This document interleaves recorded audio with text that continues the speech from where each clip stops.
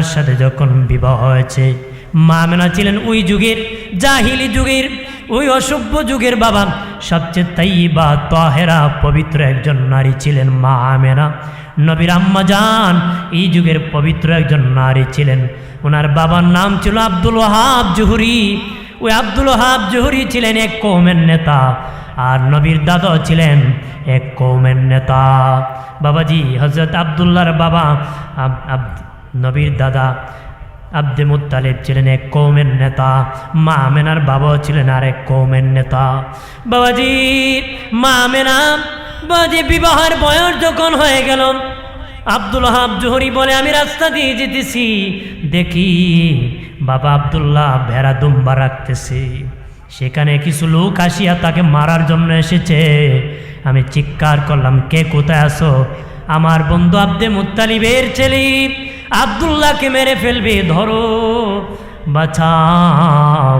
Abdul Wahab Zuhri বলে কেউ নাই, কিন্তু আমি চেয়ে দেখলাম আসমান থেকে 70টা মানুষ 70টা ঘোড়ার পিঠে চড়ে আগমন করেছে, আসিয়া ওই গুন্ডা বাহিনীকে হত্যা করে ফেলেছে।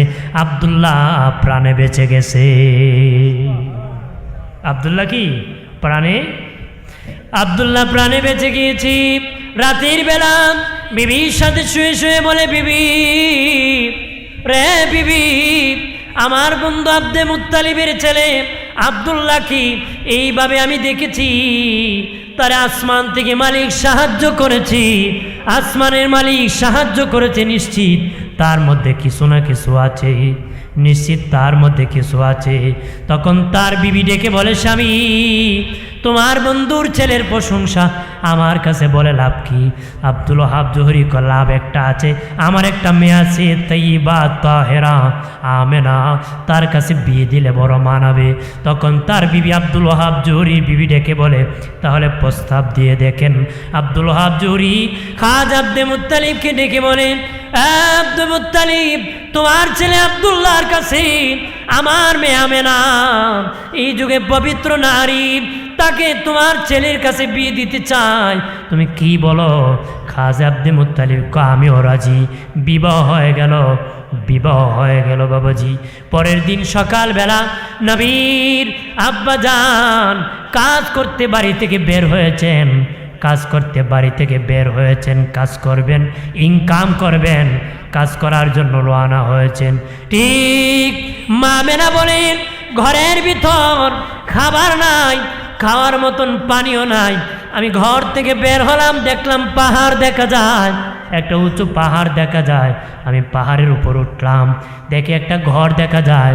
আমি ঘরের মধ্যে ডাক দিলাম, কিতাবে আছে বাবা ওই ঘরের ভিতরে একজন মহিলা বাস করত, বয়স ছিল 320 বছর। মহিলা চোখে দেখতো না, হাঁটতে পারতো না। মহিলা চিৎকার করে আওয়াজ করলো, কে কোথায় আছো? দেখো আমেনা নামক কোনো মহিলা আমার ঘরের দরজায় হাজির হয়েছিনি। সুবহানাল্লাহ কন্যা জোরে ক বলতেছে, আমেনা নামক কোনো মহিলা আমার ঘরের দরজায় হাজির হয়েছিনি। খুলে জিজ্ঞেস করলো, মা তোমার নাম কি? বলেন আমার নাম আমেনা। মা আমেনাকে মহিলার কাছে না হলো। মা আমেনা বললেন, মা আমি দে আমেনা কেমনে চিনলাম? তখন বলে, মা তোমার নাম আমেনা? বললেন, হ্যাঁ আমার নাম আমেনা। মারি তোমার তো গতকালকে বিবাহ হয়েছে আব্দুল্লাহর সাথে। কাহা বিবাহ হয়েছি, বাসর হয়েছে, কাহা হয়েছে? মা তুমি কেমনে জানলা? মহিলাকে আমি তাওরাতের হাফেজ ছিলাম, তাওরাত কিতাব পড়তে পেয়েছি। আখিরি নবী রাহমাতাল লিল আলামিনের মার যেদিন বিবাহ হবে বাসর রাতের পরের দিন সকালবেলা আমি বিদ্যার ঘরে পানির জন্য তার মা হাজির হবে। আর জোরে বলি। তখন মা আমেনা বললেন, আমি তো ডাক দিলাম, কেমনে টের পেলেন যে আমি আমেনা এসেছি? মহিলা ডেকে বলে, মা আমার নাকে নূরে মুহাম্মদীর ঘ্রাণ লেগেছে। মহিলা ডেকে বলে, আমেনা একটু দাঁড়াও, তোমার কদমে আমি একটু চুমু খাবো। মা আমেনা বলেন, আপনি আমার দাদুর চেয়ে বৃদ্ধ, আপনি কেন আমার কদমে চুমু খাইবা? মহিলা ডেকে বলে, আমেনা তোমার কদমে চুমু খাবো না, আমি রাহমাতাল লিল আলামিনের কদমে চুমু খাবো। আমি রাহমাতাল লিল আলামিনের কদমে চুমু খাবো। ভাইরা আমার, চুমু খাইতে দেরি, চক্ষু ভালো হইতে দেরি হয় নাই। আল্লাহু আকবার বলেন না। চক্ষু ভালো হইতে দেরি হয় নাই, মহিলা পা ভালো হতে দেরি হয় নাই, যুবতী হতে দেরি হয় নাই। নবী পৃথিবীতে আগমন করবেন। মা আমেনা বলেন, আমার বাবা মোহাম্মদ পৃথিবীতে আসার আগে তার বাবা আব্দুল্লাহ পৃথিবীর থেকে বিদায় হয়ে গেলেন। কেন নবীর বাবা ইন্তেকাল করলেন? কি জন্য করলেন? বাবা যদি বেঁচে থাকতেন স্বাভাবিকভাবে তার মায়ের ঘরে আরেকজন সন্তান হতেন। আল্লাহ বলেন, না না, আমার হাবিবের যেন কোনো ভাই না হয়, বোন না হয়। যদি ছোট ভাই হয় বলবে মোহাম্মদ আমার বড় ভাই, ছোট বোন হয় বলবে মোহাম্মদ আমার বড় ভাই। কোনো সন্তান যেন তার বাবার ঘরে না হয়। এই জন্য পৃথিবীর থেকে নবীর আব্বাজানকে আল্লাহ বিদায় করে দিছে। বাবাজান বিদায় হয়েছেন, কারণ থাকলে আরেকজন ভাই হতেন, বোন হতেন, স্বাভাবিকভাবে বলতো বড় ভাই। এমনি আমাদের দেশে বহু লোক আছে বড় ভাই কয়, কতক্ষণ ঠিক কিনা? কয় কিনা? এইটা কোনো আদবদার উম্মতের কথা হতে পারে না, এটা বেয়াদব, ঠিক কিনা বলেন? তারপরে নবীজি পৃথিবীতে আগমন করবেন। নবীর আম্মা জান বলেন, আমি যখন রাস্তা দিয়ে হাঁটতাম গাছ আমাকে সালাম জানাতো, পাখি আমাকে সালাম জানাতো। আমি যখন গরম বালুতে পা রাখতাম, গরম বালু ঠান্ডা হয়ে যেত, শক্ত পাথর নরম হয়ে যেত, গলে নরম হয়ে যেত। পাখি বলতো, এক পাখি আরেক পাখিকে বলতো, পাখি খবরদার, ওই দিন মা যাইতেছে, মা আমেনা যাচ্ছেন, ওনার মাথার উপর দিয়ে যাইবা না। কারণ কেন জানোনি? ওনার পেট মুবারকে রাহমাতাল লিল আলামিন আছে। কন্যা সুবহানাল্লাহ। পৃথিবীর মা সন্তান যখন প্রসব করে, বাবা স্বাভাবিকভাবে মায়ের পেটে যখন সন্তান যায়, মায়ের পেট একটু উঁচু হয়, মায়ের পেট একটু উঁচু হয়। তবে বাবাজি, 3 জন মহিলা সন্তান প্রসব করেছেন, তাদের পেট 1 ইঞ্চি উঁচু হয় নাই, 1 ইঞ্চি উঁচু হয় নাই। একজন হলেন ঈসা নবীর মা মরিয়ম। মরিয়মের পেটে যখন ঈসা নবী ছিলেন, মরিয়মের পেট 1 ইঞ্চি উঁচু হয় নাই। আরেকজন মুসা নবীর মা, মুসা নবী যখন মায়ের পেটে ছিলেন, ওনার মায়ের পেট 1 ইঞ্চি উঁচু হয় নাই। আরেকজন আমাদের নবী রাহমাতাল লিল আলামিন, ওনার আম্মাজানের পেট মুবারকে যখন ছিলেন 1 ইঞ্চি উঁচু হয় নাই। কন্যা সুবহানাল্লাহ। 1 ইঞ্চি উঁচু হয় নাই পেট। ও বাবাজি, আল্লাহ নবী মায়ের পেটে ছিলেন। মা আমেনা বলেন, আমি একদিনও টের পাই নাই। আল্লাহু আকবার বলেন না। মা আমেনা বলেন, স্বাভাবিকভাবে নারীদের পেটে যখন বাচ্চা থাকে কষ্ট হয়, ঘুমে ধরে না, ঘুমাইতে পারে না, খাবার খেতে পারে না, বমি হয়। মা আমেনা বলেন, আমি একদিনের জন্য কোনো অসুস্থ বোধ হয় নাই, কোনো কষ্ট পাই নাই, অনুভব করতে পারি নাই। আমার বাবা মোহাম্মদ পেটে আছে, 1 মাসে 1 নবী আসতেন আমার কাছে। আমি বলতাম, কে? স্বপ্নে দেখতাম 1 পয়গম্বর এসেছেন। বললাম, কে গো তুমি? বলতেন, আমি হলাম আদম সফিউল্লাহ। কেন এসেছেন? বলে, মা আমি আমার কবর থেকে এসেছি সংবাদ দেওয়ার জন্য, তোমার পেটে রাহমাতাল লিল আলামিন আছেন। একটু চিল্লায় বলে মারহাবা। তারপরে প্রাণের বাবাজি মা আমেনা বলেন, তারপরে দেখি আরেকজন। বললাম, কে? উনি বলেন, আমি হলাম জাতির পিতা ইব্রাহিম খলিলুল্লাহ। বাবা কেন এসেছেন? বলে, তোমার পেটে রাহমাতাল লিল আলামিন আছে, সাবধান আমেনা। উনি বললেন, আরেকজন দেখলাম। বললেন, আমি একজন নবী, যে নবীর ইন্তেকাল হয়েছে, গোসল হয় নাই, কাফন হয় নাই, জানাজা হয় নাই, কবর হয় নাই, আমি ডাইরেক্ট জান্নাতে চলে গিয়েছিলাম। আমার নাম ইদ্রিস আলাইহিস সালাম। কন্যা সুবহানাল্লাহ। আমার নাম ইদ্রিস আলাইহিস সালাম। মারি তোমার পেটে রাহমাতাল লিল আলামিন আছেন। ওই নবীকে স্বাগত জানানোর জন্য এসেছি।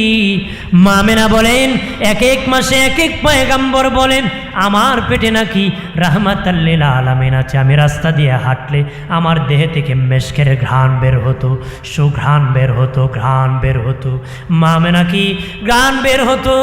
মক্কার মানুষ বলতো আমেনার স্বামী বাঁচা নাই। কিভাবে আমেনা এমন ঘ্রাণ লাগায় যে ঘ্রাণ মক্কায় নাই, জীবনে দেখি নাই। কেমন ঘ্রাণ পরে বের হয়, যার স্বামী নাই, কেমন কথা। নবীর দাদার কাছে খাজা আব্দে মুত্তালিবের কাছে বিচার দিল, এ আব্দে মুত্তালিব, তোমার ছেলে নাই, ছেলের বউ এমন কেমন ঘ্রাণ পরে বের হয় যে ঘ্রাণ জীবনে আমরা পাই নাই।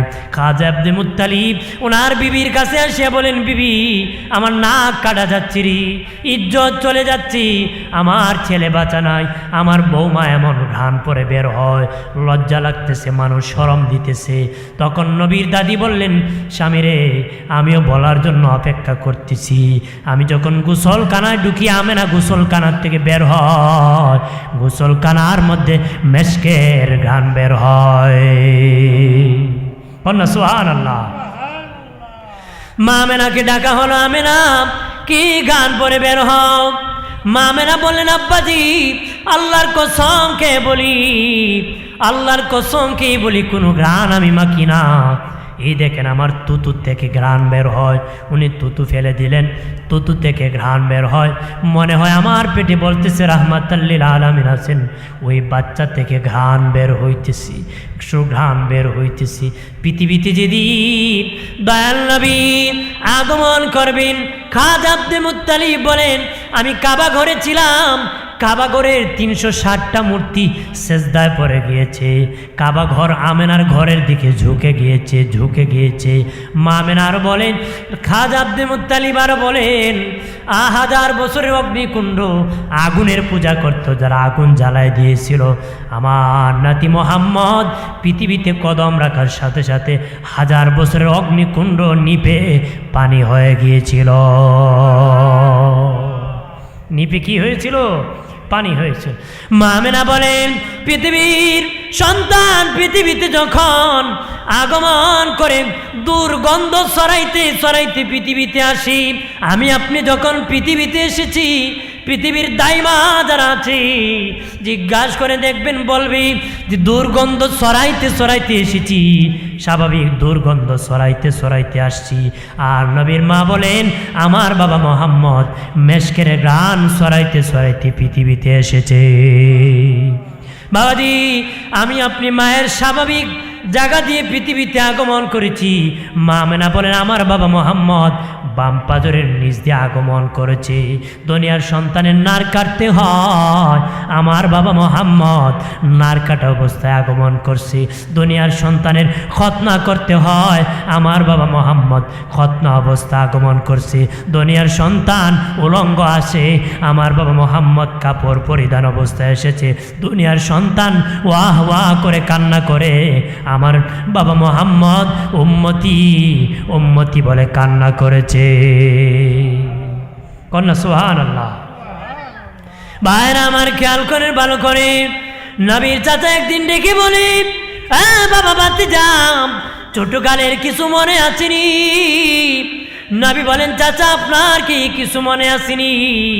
হ্যাঁ ভাতিজা মনে আছি। তোমার আম্মা জান একদিন তোমাকে ঘরের বাহিরের মধ্যে বিছানার মধ্যে শুয়ে রাখছি, আমি দেখি আকাশের সূর্যরা তোমার দিকে এগিয়ে যাচ্ছে, তোমার দিকে এগিয়ে যাচ্ছে। আমি ভয় পেয়ে গেলাম, ভাবলাম সূর্য তোমাকে চাপা মারবে নাকি, সূর্য তোমাকে চাপা মারবে নাকি। আমি চিৎকার করলাম, সর্বনাশ, আমার বাতিজাকে সূর্য মেরে ফেলবে। না বাতিজা, সূর্য তোমার কাছাকাছি আসিয়া তুমি ডানে তাকালে সূর্য ডানে যায়, তুমি বামে গেলে সূর্য বামে যায়, তুমি সোজা হলে সূর্য সোজা হয়। অর্থাৎ ডান্স করতেছে, নাড়াচাড়া করতেছে, আর তুমি বাতিজা মুস্কি মুস্কি হাসতেছো। নবী কো, চাচা সূর্য আমাকে কি বলেছে আপনি শুনছেননি? কো, না না বাতিজা আমি কিছুই শুনি নাই। ক, চাচা আপনার তো শুধু সূর্য আমার কাছে এসেছে, নাড়াচাড়া করেছে মনে আছে, আমার শুধু এইটা মনে আছে নয়, আমার তো ওইটাও মনে আছে। সূর্য আমাকে কি বলেছে ওইটা আমার এখনো মনে আছে। সূর্য কি বলেছে এটা আমার এখনো। চাচা ডেকে বলে ভাতিজাম, ও ভাতিজাম, সূর্য কি বলেছে? নবী বলে চাচা, সূর্য আমার কাছে আসিয়ে বলে নবী কান্না করবেন না, আপনি কান্না করলে আপনার মা কান্না করি। আর বলে আল্লাহ ও মালিক, তার বাবা যদি, আমার বাবা মুহাম্মাদের বাবা যদি বেঁচে থাকতো, কান্না করে আমার বাবা একটা খেলনা এনে দিত। তার বাবা বেঁচে থাকলে বাজার থেকে একটা খেলনা এনে দিত। স্বাভাবিকভাবে বাচ্চার জন্য বাবা খেলনা এনে দেয়, কান্না করলে, নাড়াচাড়া করলে কান্না বন্ধ হয়ে যায়। মা মেনা বলেন তার বাবা বেঁচে থাকলে খেলনা এনে দিত, নাড়াচাড়া করতাম, কান্না বন্ধ হয়ে যেত। তখন সূর্য বলে নবী কান্না করবেন না, কান্না করলে আপনার মা কষ্ট পান, আল্লাহ কষ্ট পান, আল্লাহ কষ্ট পান। আপনার বাবা বেঁচে থাকলে দুনিয়ার ওই বাজার আর ওই বাজার থেকে খেলনা এনে দিত। আপনি রাহমাতাল লিল আলামিনের জন্য আমি সূর্যকে খেলনা বানায়া আল্লাহ পাঠাই দিছি। নবীজি কান্না করবেন না। ও বাবাজি, দয়াল নবী বড় হতে লাগলেন, 6 বছর বয়সী নবীর আব্বাজান পৃথিবীর থেকে বিদায় হয়ে গেলেন, পৃথিবী ছেড়ে বিদায় হয়ে গেলেন। বাবাজি মাও বিদায় হয়ে গেলেন। 6 মাস যখন মায়ের পেটে, তখন বাবা ইন্তেকাল করেছিলেন। বয়স যখন 6 বছর, মাও ইন্তেকাল করে ফেললেন, পৃথিবী ছাড়িয়ে চলে গেলেন। মা বিদায় হয়ে গেলেন, মা পৃথিবীর থেকে মা বিদায় হয়ে গেলেন। দাদা খাজা আব্দে মুত্তালিব লালন পালন করেন। খাজা আব্দে মুত্তালিব বলেন আমার নাতি মুহাম্মদকে নিয়ে যখন রাতের বেলা ঘুমাইতাম, গভীর রাতি আমার নাতি মুহাম্মদ মা বলে আমাকে জড়ায় ধরতো। আল্লাহু আকবার বলেন না। আমার নাতি মুহাম্মদ আমাকে জড়ায় ধরতো আর মা বলে কান্না করতো, জড়ায় ধরে কান্না করতো। আমি বলতাম নাতি কান্না করিও না, আমি তোমার মা না, আমি তোমার বাবা না, আমি তোমার দাদা খাজা আব্দে মুত্তালিব, তুমি কান্না করিও না। এইভাবে জড়ায় ধরে নবী কান্না করতেন দাদাকে। দাদাও কিছুদিন পরে বিদায় হয়ে গেলেন, দাদাও কিছুদিন পরে বিদায় হয়ে গেলেন। দাদার বিদায়ের পরে নবী কান্না করে বেহুশ। বাদি পাহাড়ের কিনারে বসে আছেন নবী। বাঘ আসিয়া বলে নবী কান্না করবেন না, আপনি কান্না করলে আমরা কষ্ট পাই। পশু পাখি বলতেছে, ঘাস সান্ত্বনা দিতেছে, পাথরের পাহাড় সান্ত্বনা দিতেছে। নবীর চাচা ডেকে বলে ভাতিজা ভয় পাইও না, কান্না করিও না, তোমার মা নাই, তোমার বাবা নাই, আমি তো তোমার চাচা, তোমার দাদা নাই, আমি তো তোমার চাচা এখনো বেঁচে আছি। তোমাকে শত্রুর কাছে আমি ফেলে দিব না, তোমাকে আমি লালন পালন করব। আজকে থেকে আমি তোমার বাবা, তোমার চাচি, তোমার মা, তোমাকে আদর করবে, মায়া করবি। চাচার কাছে দয়াল নবী লালিত পালিত হলেন, বড় হলেন। চাচার বাড়িতে লালিত পালিত হলেন, বড় হলেন। বাবাজি বয়স যখন 13তে পড়লেন, 13 বছর বয়স যখন হলো, তখন ওনার চাচা বাবাজি খাদিজাতুল কুবরার বাড়িতে রাকালি পুষ্টে নবীকে দিয়ে দিয়েছিলেন। রাকালি পুষ্টে 12 বছর নবী রাকালি করেছেন খাদিজাতুল কুবরার বাড়িতে। পৃথিবীতে যত নবী রাসূল আল্লাহ পাঠাইছেন, বেশিরভাগ নবীকে দিয়ে আল্লাহ ছাগল রাখাইছে। সুবহানাল্লাহ কন্যা, প্রায় নবীকে দিয়ে আল্লাহ ছাগল রাখাইছে, ট্রেনিং দেওয়া হয়েছে 12 বছর। কয় বছর? তাফসীরে কিতাবে লেখছে প্রাণীর মধ্যে সবচেয়ে ভেজাল্লা প্রাণী হলো ছাগল। সবচেয়ে ভেজাল্লা প্রাণী কি? ছাগল। কারণ এই ভেজাল্লা প্রাণীকে যারা মেনে নিবে, রাখবে, মনে করেন ছাগলের কাজ হলো মালিকের উল্টা চলা। ছাগলের কাজ কি? মালিকের উল্টা চলা। মালিক যাইব এক রাস্তায়, ছাগল যাইব আর এক রাস্তায়। এটা হলো মুসা আলাইহিস সালামও 12 বছর ছাগল রাখছেন। কয় বছর? 12 বছর ছাগল রাখছেন। উনি যখন ওনার শ্বশুর বাড়ির থেকে বাড়ি ফিরেন, তখন ওনার শ্বশুর একটা ছাগল উপহার দিয়েছিল। ওনার শ্বশুর কি একটা ছাগল উপহার দিয়েছিলেন। ওই ছাগল নিয়ে যখন আসতেছেন, ছাগল ওই পার থেকে ওই পাহাড়ে দৌড় মারে। উনি কয় ছাগল তোমারে লাগাল ফাইমু আর আসার দিন। ছাগল যখন কাছে পাইছে, কয় না 12 বছর ছাগল রাখলাম, কোনোদিন আঘাত করলাম না, আজকেও করব না। অর্থাৎ প্রাণী যখন ভেজাল করে, প্রতিবাদ করে না, আক্রমণ করে না, তাহলে বলেন মানুষ যদি কোনো আক্রমণ করে, কষ্ট দেয়, ওই নবী কি মানুষকে আক্রমণ করবে, বদদুয়া দিবে? না। এই জন্য নবী রসুলকে দিয়ে আল্লাহ প্রথম ছাগল রাখাতেন। আমাদের নবীও 12 বছর খাদিজাতুল কুবরার বাড়িতে ছাগল রেখেছেন। বয়স যখন 25 হয়ে গেল, খাদিজাতুল কুবরা আল্লাহ নবীকে জিএম বানাইছেন, ম্যানেজার বানাইছেন। ম্যানেজার বানাইয়া নবীকে ডাক দিলেন, ওগো মুহাম্মদ, আমার একটা প্রস্তাব আছে, যদি আপনি গ্রহণ করেন আমি শোনাবো, যদি না গ্রহণ করেন তাহলে আমি বুকের ভিতরে চাপা দিয়ে রাখবো। দরুদ পড়ে আল্লাহুম্মা সাল্লি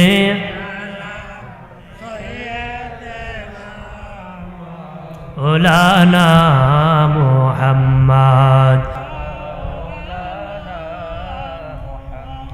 এই দুনিয়া বনে থাকবি, আমরা একদিন থাকব না। ঝরে ঝরে কাঁদবে রে মন, কেউ না চাবে ফিরে আয় আল্লাহুম্মা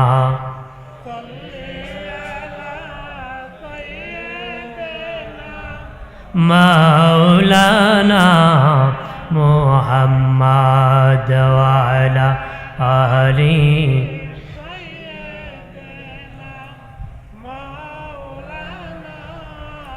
আমার প্রাণের দুস্থ বুজুর্গ, আর বেশিক্ষণ বলবো না, সামান্য সময় বলি কিয়াম করে মোনাজাত দিয়ে দেব। বাবাজি নবীজিকে বলল, খাদিজাতুল কুবরা বললেন, আমি আপনার বাকি জিন্দেগি আপনার খেদমত করে কাটায় দিতে চাই, আপনার স্ত্রী হয়ে আমি কাটায় দিতে চাই।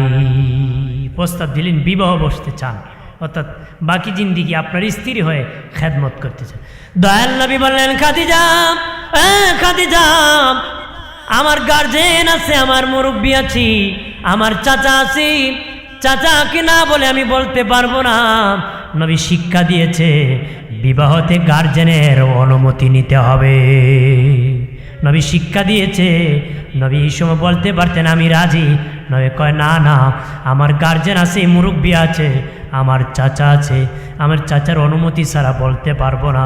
নবী চাচার কাছে বললেন, চাচা, যে খাদিজার বাড়িতে রাখালি পুষ্টে দিয়েছিলেন, খাদিজা এখন জিএম বানাইছে, ওই খাদিজা আপনার বাতিজার স্ত্রী হতে চায়। কি হতে চায়? স্ত্রী হতে চায়। নবী চাচা বললেন, ঠিক আছে, আমাকে কয়েকদিনের সময় দাও, বুঝে বলতে হবে। উনি কয়েকদিন পরে বলেন, আমি রাজি। আমি কি রাজি? বললেন, সময় কেন নিলেন, এখন কেন রাজি হলেন? বলে, চাচা, আমি চিন্তা করে দেখলাম যে আমরা একদিন থাকবো না, মক্কার মানুষ তোমার সাথে দুশ্মনী করবে, ওই দিন খাদিজার অগণিত ধন সম্পদ তোমার বড় কাজে আসবে। কন্যা সুবহানাল্লাহ, আরো জোরে বলি সুবহানাল্লাহ। বিবাহ হয়ে গেল, মক্কার মুশরিকেরা বদনাম রটালো, বলতেছে খাদিজা এতিম মুহাম্মদকে কিভাবে বিবাহ করল। আম্মাজান খাদিজা যারা বদনাম রটাইছি তাদেরকে দাওয়াত করে এনে এক টেবিলে বসে বললেন, হ্যাঁ মক্কার স্থানীয় নেতৃবৃন্দ, আমি শুনেছি তোমরা আমার বিপক্ষে বদনাম রটাইতেছো। কাহা খাদিজা, তুমি গরিব মোহাম্মদকে বিয়ে করেছো, কোন কোটিপতি না তোমার বিয়ে করতো না। সবাই তো রাজি ছিল, কেন গরিব মহিলা, গরিব মোহাম্মদকে বিয়ে করেছো? আম্মাজান খাদিজাকে আমি কি ভুল করেছি? তারা হা, মারাত্মক ভুল করেছো। মা খাদিজা অনেক বুদ্ধিপতী নারী ছিলেন। বলেন, আমার কয়েকটা প্রশ্নের উত্তর দাও। বলো কি প্রশ্ন? 1 নম্বর, বলো আমি বংশের দিকে জিতলাম না হারলাম? তারা খাদিজা, তুমি বংশের দিকে জিতে গিয়েছ, মোহাম্মদের চেয়ে দামি বংশ আর কারো নাই। 1 নম্বর, বংশের দিকে কি আমাদের নবীর শান কত শুনে। 2 নম্বর, আম্মাজান খাদিজা বললেন, বলো তো বয়সের দিকে জিতলাম না হারলাম? তারা কয়, বয়সের দিকে জিতে গিয়েছ, তোমার বয়স 40, মোহাম্মদের বয়স 25, তুমি এইদিকে জিতে গিয়েছ। 3 নম্বর, মা খাদিজা বলেন, সুন্দরের দিকে জিতলাম না হারলাম? তারা কয়, হা খাদিজা, তুমি সুন্দরের দিকে জিতে গিয়েছ। মা খাদিজা বলেন, আমি 3 দিকে জিতছি, 1 দিকে হারছি। কোন দিকে? আমার স্বামী গরিব। কহা বলেন, হে মক্কার স্থানীয় নেতৃবৃন্দ, তোরা সাক্ষী থাক, আমার যত সম্পদ আছে সব সম্পদ আমার স্বামীর নামে আমি ওয়াকফ করে দিছি। এবার বল গরিব কে? গরিব হলে আমি খাদিজা গরিব, আমার স্বামী গরিব না। তারা কয় খাদিজা আগে যদি এই কথা বলতা দাওয়াত খাইতে আইতাম না, আর তোমার দাওয়াত খাইতাম না। খাদিজা কয় তোমরা খাও, আমিও চাই না, ঘেটা ওর বের হয়ে যাও। দাওয়াত খাইতে গিয়ে খাওয়ান না পাইলে মেজাজ গরম না নরম? কথা কয় না। আর বা খাওয়ান ফাইয়া লবণ কমলি তুই গরম হয়ে যাগা। কয় আনছে খাওয়াই তো লবণ দি কম দিল, বেটা গুরু অত বড় জব করছে, লবণ কি কম আছিল নাকি? বলে হইছে বদনাম গাওয়ার দরকার আছে নাকি? বদনাম করার দরকার নাই। রিজিকের মালিক কে? জোরে বলেন কে? আল্লাহ।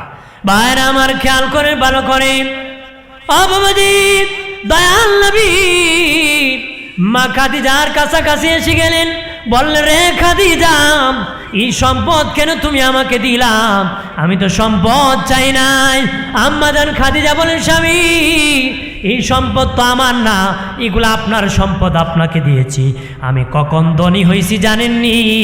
আপনি রাহমাতাল লিল আলামিন যেদিন আমার বাড়িতে কদম লাগাইছেন ওই দিন থেকে আমি খাদিজা ধনী হতে লাগলাম। এইগুলো আপনার কদমের বরকত, আপনার কদমের বরকত, এগুলো আপনার সম্পদ, আপনাকে আমি দিয়ে দিছি। দয়াল নবী বাবাজি 40 বছর বয়সে নবতির দাওয়াত দিয়েছেন। নবী তো প্রথমই নবী, আদম যখন মাটি আর পানি তখন আমার নবী নবী, কিন্তু নবতির দাওয়াত 40 বছর থেকে শুরু করেছেন। অনেকে বলে নবী নাকি 40 বছরে নবী হয়েছেন, এটা ভুল কথা। 40 বছর বয়সে নবতের দাওয়াত দিয়েছেন। নবী কখন নবী? নবী নিজেই কইছে আদম যখন মাটি আর পানি তখন আমি নবী ছিলাম, আমার নবী সবার আগে নবী। কথা বলেন না? সৃষ্টিতে আমার নবী প্রথম, আগমনে আদম নবী প্রথম, রেসালতে নূহ নবী প্রথম, আগমনে আমাদের নবী শেষ নবী। কথা বলেন না? আমাদের নবী কি শেষ নবী? নবীজি এরপরে 23 বছর বাবাজি নবতির দাওয়াত দিয়েছেন। যেদিন নবী বিদায় হবেন, এটা আমার শেষ কথা বাবাজি, এটা আমার শেষ আলোচনা।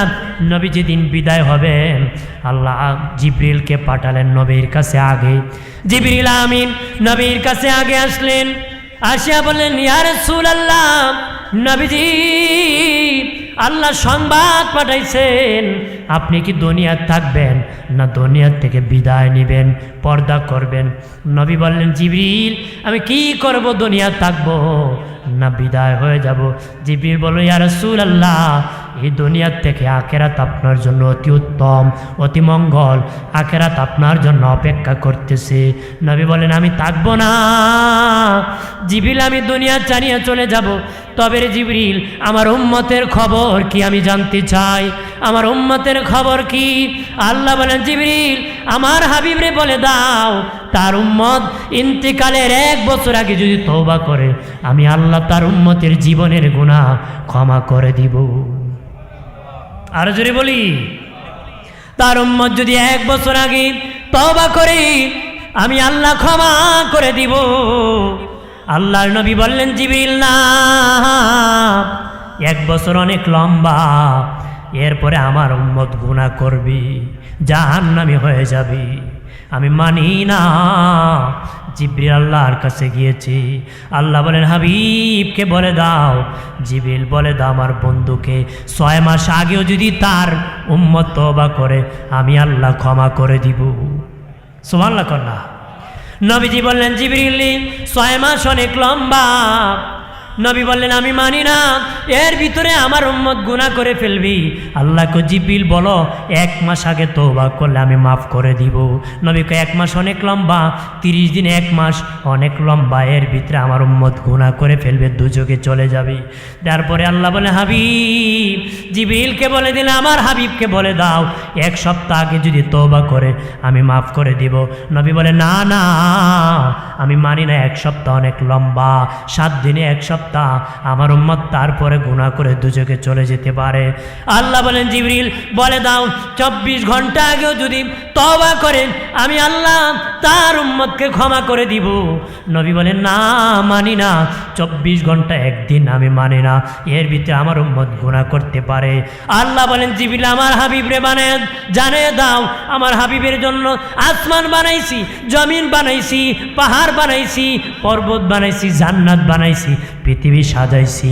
আমার হাবিবকে বলে দাও তার উম্মত ইন্তেকালের আগেও যদি তওবা করে আমি মাফ করে দিব। আর জোরে বলি ইন্তেকালের আগ মুহূর্ত যদি তওবা করে, 1 ঘন্টার 3 ঘন্টার কথা নাই, ইন্তেকালের আগ মুহূর্ত যদি তওবা করে আমার আল্লাহ বলেছেন তাকে ক্ষমা করে দিবি। তবে তওবা করতে হবে, ধ্যান খেয়াল থাকতে বাবা। কখন তওবা করি? যখন বিছানায় পড়ে যায় ইমাম রে দইরা নেয়, ঠিক কি না?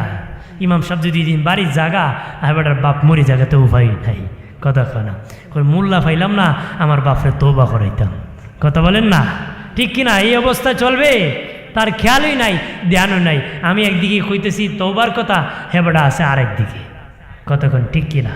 কখন বলবো হাত দিয়া পাপ করবো না যতদিন হাত চলে, কথা কনা। যেদিন প্যারালাইসিস হয়ে হাত অকিছু হয়েছে ওই দিন বইলা লাভ নাই, কইতে পারলো আর খাবলা দেওয়া যাবে না, ঠিক কিনা বলে? কয় আর পাও দিয়া পাপ করবো না। আরে মেয়ে প্যারালাইসিস হয়ে বিছনাত পড়ে আসো, আর তো তুমি যাইতেও পারতা না, কথা কয় না। কয় আর মিথ্যা সাক্ষী দিব না, তোমার তো আর কেউ নিত না। কখন বলবো? যখন মানুষ নেই, যখন আমি খারাপ কাজ করতে পারি আল্লাহর ভয়ে করি না, এটি মালিকের ভয়, কথা বলেন ঠিক কিনা? এই জন্য বাবাজি আল্লাহর কাছে কান্না করতে হবে, মাপ চাইতে হবে। নবীজি যখন বিদায় হয়ে যাবেন, পৃথিবীর থেকে বিদায় হয়ে যাবেন, আজরাইল হাজির হয়ে গেল, লম্বা ঘটনা। আল্লাহর নবী বলেন আজরাইল মরণ যন্ত্রণা সব আমার দিয়ে দাও, আমার উম্মতকে যন্ত্রণা দিও না রে, আমার উম্মতকে মরণ যন্ত্রণা দিও না, আমার উম্মতকে মরণ যন্ত্রণা দিও না। নবীর রূহ মুবারক কবজ করা হলো, রূহ মুবারক কবজ করা হলো। স্বাভাবিকভাবে আমাদের রূহ ইল্লিনে থাকে নতুবা সিজ্জিনে থাকে, দুটা জায়গার মধ্যে থাকে। জান্নাতি হলে এক জায়গায় থাকে, জাহান্নামী হলে আরেক জায়গায় থাকি, দুটা জায়গা যে কোনো একটা জায়গায় থাকবে। আজরাইল নবীজির রূহ মুবারক লইয়া দৌড়াদৌড়ি করতেছি, রূহ কোথায় রাখবি জায়গা পাইতেছে না। আজরাইল বলে আল্লাহ ও মালিক, তোমার হাবিবের রূহ কোথায় রাখবো, কই রাখবো, কোথাও জায়গা পাইতেছি না। আল্লাহ বলেন আজরাইল আমার হাবিবের রূহ রাখার মতন কোনো জায়গা আমি আল্লাহ বানাই নাই, আমি আল্লাহ আমার হাবিবের রূহ মুবারক রাখার মতন কোনো জায়গা বানাই নাই। আমার হাবিবের রূহ যেখান থেকে তুমি এনেছো সেখানে ফেরত দিয়ে দাও। আমার হাবিবের দেহ মুবারক ছাড়া রূহ মুবারক রাখার জন্য কোনো জায়গা বানাই নাই, যেখান থেকে রূহ এনেছো সেখানে তুমি ফেরত দিয়ে দাও। এই জন্য আমাদের নবী হলেন জিন্দা নবী, হায়াতুন নবী। একটু চিল্লায় বলি সুবহানাল্লাহ। আমাদের নবী হায়াতুন নবী, রূহ মুবারক ফেরত দেওয়া হয়েছে জিন্দা নবী। আমাদের নবী জিন্দা নবী, হায়াতুন নবী, নবীর রূহ মুবারক ফেরত দেওয়া হলো। হযরত আলী বলেন স্বাভাবিকভাবে মানুষ যখন ইন্তেকাল করে গোসল দিতে হয়, উপর কাপড় টাঙ্গাইয়া গোসল দিতে হয়। হযরত আলী বলেন আল্লাহর নবীর ইন্তেকাল শরীফের বলেন আমি আলী নবীর দেহ মুবারকের পাশে দাঁড়াইয়া চিন্তা করলাম কিভাবে আমি গোসল দিব। স্বাভাবিকভাবে কাপড় খুলে উপর কাপড় টাঙ্গায় গোসল দিতে হয়, নবীজির গোসল কেমনে আমি দিব চিন্তায় পড়ে গেলাম।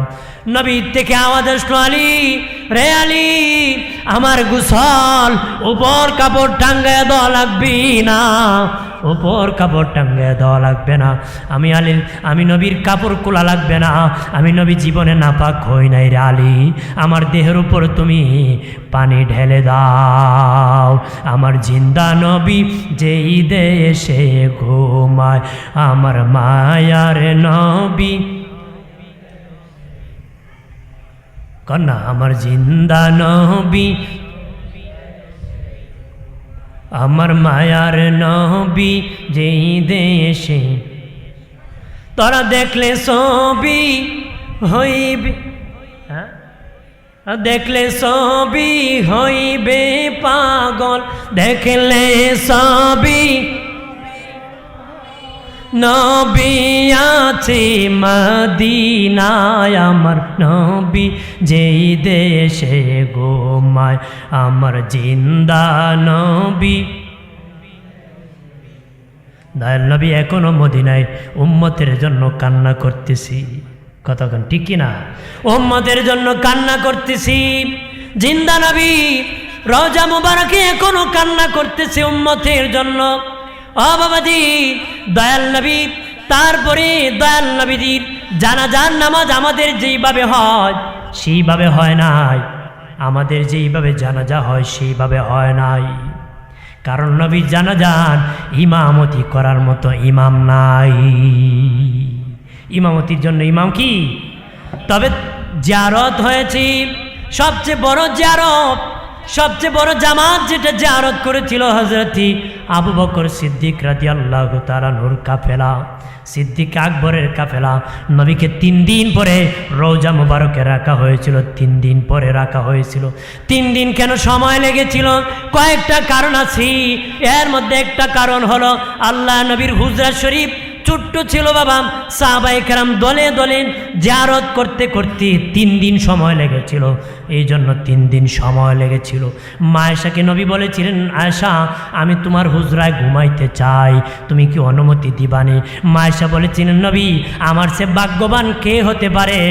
নবী দুনিয়া আমার হুজরায় ঘুমাইছে, ইন্তিকালের পর আমার হুজরায় ঘুমাইবে।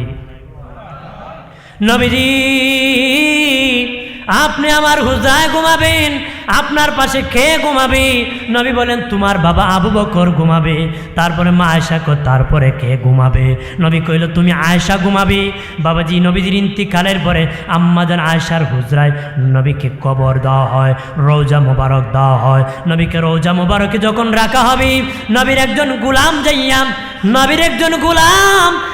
একটা চাদর বিছায় দিছে, নবীর রওজা মুবারকে একটা চাদর বিছায় দিছে। একজন কয় বাবার এটা কি? ওই সাহাবী ডেকে বলে এটা আল্লাহ নবীর চাদর মুবারক, নবীর দেহ মুবারকে লেগেছি, এটা দামি চাদর, জান্নাতি চাদর, নবীর নিজ মুবারকে দিয়েছি, কবর রওজা মুবারকে দিয়ে দিছি, নবীর পাশে সে চাদর বড় মানায়। কন্যা সুবহানাল্লাহ। আল্লাহ নবীর রওজা প্রথম হয়েছে মা আয়েশার হুজরা। প্রতিদিন রাতের বেলা মা আয়েশা নবীজির রওজা জিয়ারত করতেন। সুবহানাল্লাহ কন্যা। প্রতিদিন রাতের বেলা মা আয়েশা জিয়ারত করতেন, বোরকা পরতেন না, স্বাভাবিকভাবে জিয়ারত করতেন। কারণ নবীজি ওনার স্বামী বোরকা পরে যেতেন না, রাতের বেলা জিয়ারত করতেন। তারপরে তান বাবা আবু বকর যখন ওইখানে কবরস্থ হন, ওনার যখন রওজা হয় তখনও তিনি মা আয়েশা জিয়ারত করতেন। তারপরে তৃতীয় কবর হবে হযরত মা আয়েশা সিদ্দিকার কবর হবে। নবীজি বলেছিলেন, কিন্তু হযরত ওমর ফারুক রাদিয়াল্লাহু তাআলা আনহু যখন অসুস্থ হয়ে পড়লেন, উনি কেমনে অসুস্থ হলেন? আঘাতের দ্বারা। বাবাজি উনি মসজিদ নববীতে নামাজ পড়াইতেছেন, নামাজের মধ্যে অতর্কিত আঘাত করেছে, ওনাকে মার দিয়েছি, রক্ত যাওয়া শুরু হয়েছে। পিছনে একজন সাহাবীর হাতে ধরে টান দিয়া ইমামতির মুসল্লায় দাঁড় করায় দিলেন, আর বললেন সাহাবী আমি উমর মরে যেতে পারি, আমার নবীর মসজিদের জামাত বন্ধ হতে পারে না। আমি উমর শহীদ হয়ে যেতে পারি, আমি উমর শহীদ হয়ে যেতে পারি, আমার নবীর মসজিদের জামাত বন্ধ হতে পারে না। জামাত চলো, ওনাকে ইমামতিতে দিয়ে দিলেন। অসুস্থ হয়ে ওনার ছেলে আব্দুল্লাহকে বলেন, বাবারে ইসলামের প্রথম খলিফা নবীর পাশে ঘুমাইছে, আমার একটু ইচ্ছা ছিল আবু বকরের পাশে ঘুমাবো, নবীর পাশে ঘুমাবো, কিন্তু কবরের কোনো জায়গা নাই। নবীজি আয়েশাকে কবরের জায়গা দিয়ে গেছেন, একটু যদি মেহেরবানি করে আয়েশার কাছে আমার সংবাদ, আমার সালামটা দিতা, আর বলতা আমার বাবা আবু বকর ওই জায়গায় ঘুমাইতে চায়, আপনার জায়গাটা যদি আমার বাবাকে দান করে দিতেন, তাহলে আমার বাবা ওমর ফারুক সেখানে ঘুমাবেন। হযরত আব্দুল্লাহ ইবনে ওমর মায়েশার কাছে যাইয়ে বলেন, আম্মা জান আয়েশা, আমার বাবা আবু বকর আপনাকে, আমার বাবা ওমর আপনাকে সালাম দিয়েছেন আর বলেছেন আল্লাহ নবী আপনাকে রওজা মুবারকের জায়গা দিয়েছেন, সেই জায়গাটা যদি আমার বাবা ওমর ফারুককে আপনি দান করে দিতেন, আপনার বাবা আবু বকরের পাশে আমার বাবা ঘুমাতেন। মায়েশা ধাঁধা করে চোখের পানি ছেড়ে কান্নায় ভেঙে পড়লেন আর বললেন, দুনিয়ার সব দেওয়া যায়, নবীর পাশে রওজার জায়গা দেওয়া যায় না। তবে আব্দুল্লাহ ইবনে ওমর, কিয়ামতের দিন তো আমি আবার যদি জায়গা না দেই জবাব দিতে পারবো না। আমার স্বামী রাহমাতাল লিল আলামিন আর আমার বাবা আবু বকর যদি বলেন, মারি আমার বন্ধু ওমর আমার পাশে ঘুমাইতেছিল, আমার স্বামী রাহমাতাল লিল আলামিন যদি বলেন, হে আমার স্ত্রী আয়েশা আমার পাশে আমার বন্ধু ওমর ঘুমাইতেছিল, তুমি জায়গাটা দিলেন, আমি জবাব দিতে পারবো না।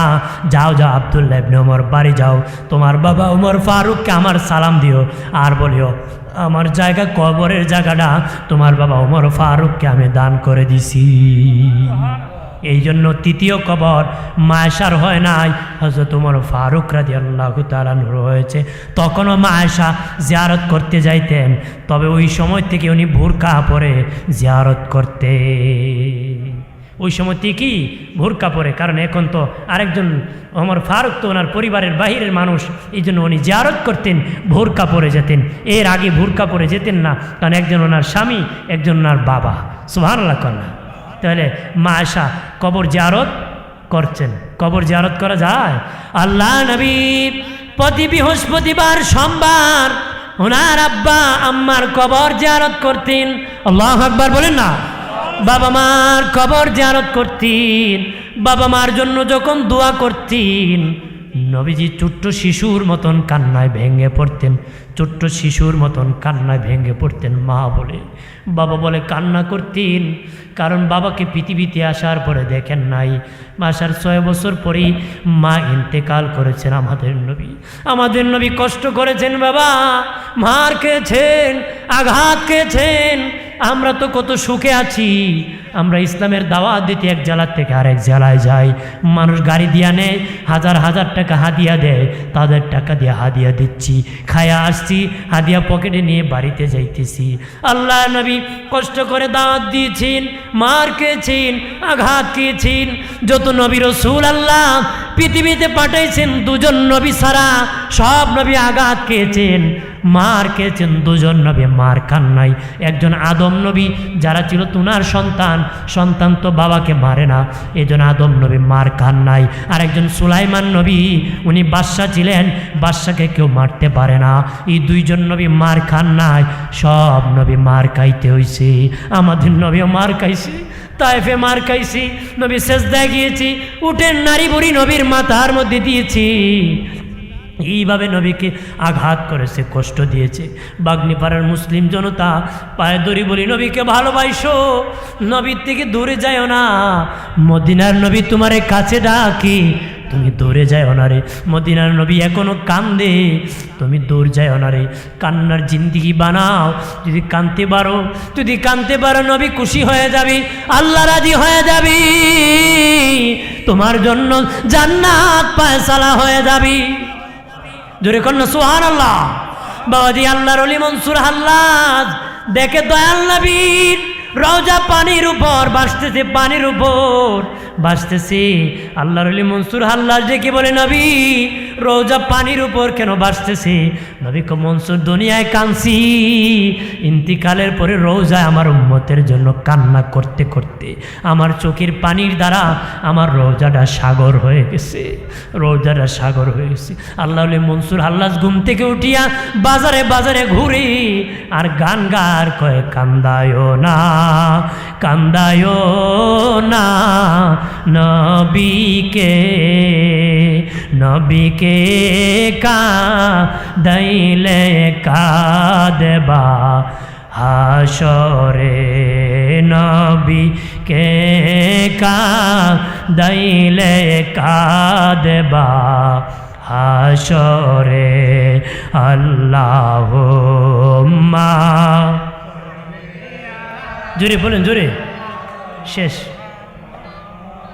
ওয়াইলা আলি অক্ষ হবে। তা ওরা আসিয়া বলে ঝগড়া করে লাভ নাই, আমরা 1 বছর এক আল্লাহর ইবাদত করব আর 1 বছর মূর্তি পূজা করব। নাউজুবিল্লাহ কর না, ধরে কর।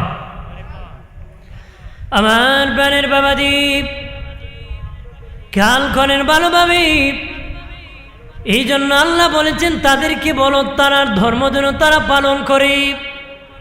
আপনারটা আপনি পালন করেন, একত্রে পালন করা যাবে না। কারণ আমার আল্লাহর মনোনীত ধর্ম হলো ইসলাম ধর্ম। কুলিয়া আইয়ুহাল কাফিরুন, মূর্তি পূজারীরা কি? কুদাদ্রোহী। কুদাদ্রোহীদের ধর্ম আর ইসলাম ধর্ম এক হতে পারে না, এক হতে পারে। আমার আল্লাহ 2,24,000 পয়গম্বর পৃথিবীতে পাঠিয়েছিলেন মানুষ যেন দুনিয়ার থেকে বেহেশতি হয়, জান্নাতি হয়। যত নবী রাসূল পাঠিয়েছিলেন আমার আল্লাহ একটা মূলনীতি আছে, কোনো গুনাহগারকে আমি নবী বানাই না, কোনো গুনাহগারকে আমি নবী বানাই না। যিনি নবী হবেন তিনি গুনাহগার হবেন না, যিনি গুনাহগার হবেন তিনি নবী হবেন না। যিনি গুনাহগার তিনি নবী হবে না, যিনি নবী তিনি গুনাহগার হবে না। আল্লাহ কোনো গুনাহগারকে নবী বানায় না। যত নবী রাসূল পৃথিবীতে এসেছেন সব নবী নিষ্পাপ, আজীবন নিষ্পাপ। কন্যা সুবহানাল্লাহ। আজীবন কি? নিষ্পাপ। তাদের জীবনে কোনো গুনাহ করেন নাই। গুনাহ করলে নবী হবে না। আল্লাহকে কোনো গুনাহগারকে আমি নবী বানাই না। কেউ যদি বলে কোনো নবী গুনাহ করছে, লক্ষাধিক নবী রাসূলের নবুয়তি অস্বীকার গেছে, লক্ষাধিক নবী রাসূলের নবুয়তি কি অস্বীকার গেছে। মোট কথা হলো সব নবী আজীবন নিষ্পাপ। আজীবন কি? নিষ্পাপ। অনেকে বলতে পারেন আদম নবী জান্নাতে ভুল করেছিলেন, অনেকে বলে গুনাহ করেছিলেন। কয় কি না? আদম নবী জান্নাতে গুনাহ করেন নাই বাবাজি। জান্নাত এমন একটা জায়গা এখানে গুনাহ আর সওয়াবের সাথে সম্পর্ক নাই। জান্নাত এমন একটি জায়গা যেখানে গুনাহ আর সওয়াবের সাথে কোনো সম্পর্ক নাই। সারা জীবন সেজদায় পড়লো একটা নেকি হবে না, অর্থাৎ সওয়াব আর গুনাহর সাথে কোনো সম্পর্ক নাই। দুনিয়ায় হলো গুনাহ আর সওয়াবের সম্পর্ক। আদম নবী জান্নাতে ভুল করেছেন, এটা সওয়াব আর গুনাহর সাথে কোনো সম্পর্ক নাই। সওয়াব আর গুনাহর সাথে কি সম্পর্ক নাই। দ্বিতীয় হলো এটা আল্লাহর কৌশল। আল্লাহর কি কৌশল? বের করে দেওয়ার। অর্থাৎ স্বাভাবিকভাবে সুখের জায়গার থেকে দুঃখের জায়গায় পাঠাইলে গিয়ে বলবে আমার দরকার নাই, আমি আমার জায়গায় চলে যাই, ঠিক কি না? কিন্তু আল্লাহ একটা সিস্টেম করছে। বাবা বাজার থেকে বিস্কিট কিনে নিয়া মশারির উপর রেখেছি, বিস্কিট রেখে সন্তানের উপর আইন জারি করে দিয়েছি, যদি বিস্কিট খাও সকালবেলা মক্তবে যেতে হবে, সকালবেলা মক্তবে যেতে হবে। বলেন বাবা তো বিস্কিট বাচ্চার জন্যই আনছে না নিজে খাইতো আনছে? কার লেগে আনছে? বাচ্চার লেগে আনছে। বাবাও চায় বাচ্চা খাইতো আর মক্তবে কি যাইতো, খাইতো আর যাইতো। খায়া যদি যাইতাম না, বাপে কইসলাম না, খাইতা না, কথা কর না, ঠিক কি না? বলে কি না? বাবার ইচ্ছা যে খাইবো আর মক্তবে যাইবো। এটা হলো হেকমত, কৌশল। আল্লাহ হেকমত করে আদম নবী আর মা হাওয়ারে জান্নাত থেকে বের করে দিছে। জান্নাত থেকে কি বের করে দিছে যেন কইতো না পারে আল্লাহ আমার ভালো লাগে না, আমার জায়গা আমার দিয়ে দেন। কান্নাই করছে করতে করতে 3.5